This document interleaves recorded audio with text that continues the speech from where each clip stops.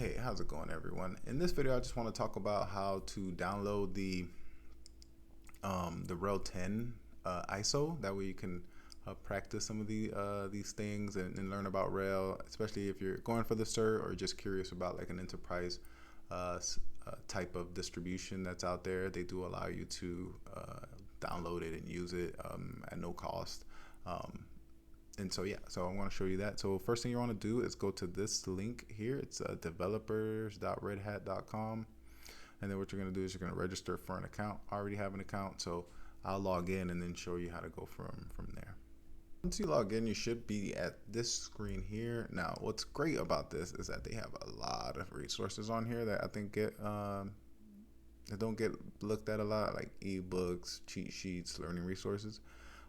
And then you go here to platforms, Red Hat Enterprise Linux, and then here they're gonna have the option to download it here. But the problem with this version is that this is the boot ISO, and so it doesn't have everything. It's gonna reach out to the internet for a lot of different for the packages or whatever kind of system. Like if you want a minimal system, it's gonna reach out to for the software needed for that.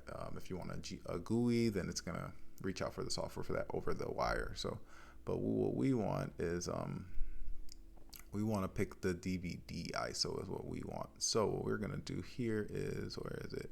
Not there.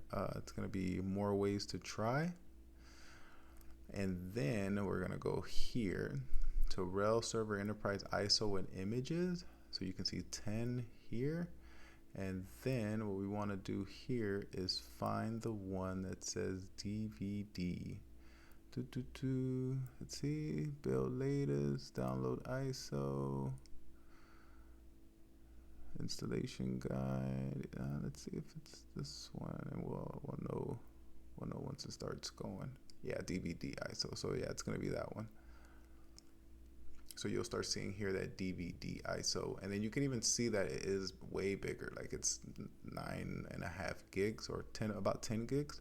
So yeah, it'll be that first one here, and that one has a lot more things that you'll need, packages and software that you'll need later on for how you'll be managing like packages, and like you'll actually mount it, get the software from there on another system, and then that's how you'll utilize different packages as well. That way, without reaching out to the internet. So that's a good way to practice setting up repositories locally for your machines instead of reaching out to the internet.